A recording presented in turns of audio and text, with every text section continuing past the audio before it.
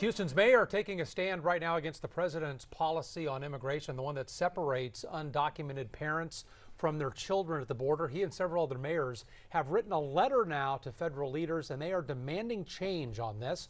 Brandy's here now with a look at that letter this morning. Yeah, come on over. I want to give you a look. So this is 2 pages. It came out yesterday, and it is signed by Sylvester Turner, the mayor of Houston, obviously, LA's mayor Eric Garcetti, Jonathan Rothschild, who's the mayor of Tucson, and then Albuquerque's Tim Keller. Now, this letter says that the policy separating families who cross the border illegally impacts an average 47 kids every day.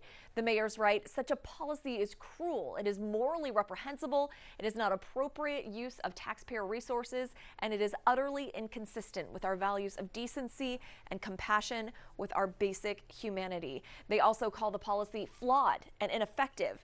That's why the mayors say they are calling on the administration to stop enforcing it. Meantime, this is what it looks like at the border. Immigrants and asylum seekers are camping out at checkpoints, sometimes for days at a time, to get their documents checked before they cross into the U.S.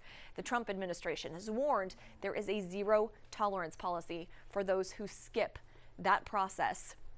Now, all of the mayors posted that letter on social media yesterday, and their constituents are firing back. Folks like Jennifer, who responded to Mayor Garcetti calling him a joke. She says, "You welcome the illegal immigration and shame Sessions for wanting to put rules and regulations in place, all while you're wall to wall with homeless people in downtown LA and you're investing in one-lane streets for commuter bikes." She says, "Help your homeless." But other folks like Kelly here, as well as Gretchen, they thank the mayors for their efforts and say this is not who we Americans are.